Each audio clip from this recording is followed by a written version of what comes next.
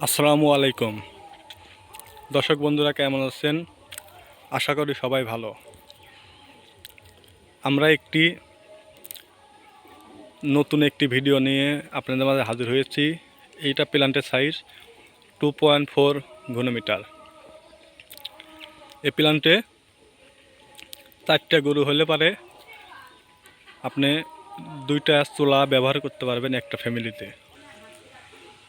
দেখতেছেন, এটা বলে ইংলেটের কাজ শুধু গোবর দোয়াই না, প্লাস গোবর দিয়ে ভালো করে পানি, যতখানি গোবর সেতখানি পানি দিয়ে মিক্সার মেশিনের সাহায্যে ঘুরাইয়া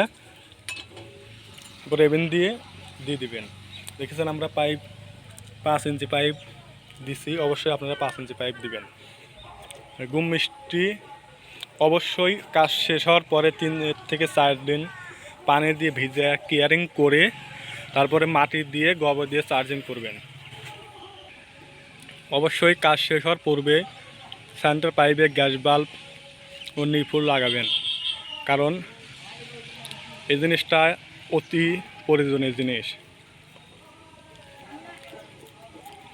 বলে হাইড্রোলিক চেম্বারের কাজ গ্যাস হওয়ার পরে হাইড্রোলিক চেম্বারে ওভারফুল পাইপ দিয়ে সেলার ফিটে গোবর কষতে যাবে।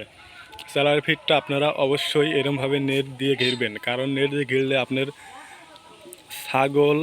গরু ছাগল এবং হাঁস মুরগি সেফটির জন্য।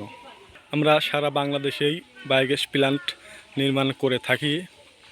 আপনারা যেখানে বায়োগ্যাস প্ল্যান্টটি নির্মাণ করতে ইচ্ছুক অবশ্যই আমাদের সাথে যোগাযোগ করবেন।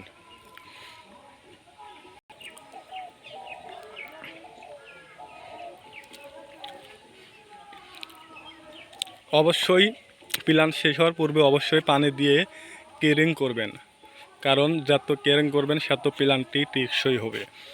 এই প্ল্যান্টটি আপনার ভালোভাবে ইঞ্জিনিয়ারিং পরামর্শ চার্টিং করলে 30 বছরের ভিতর কিছু হবে না।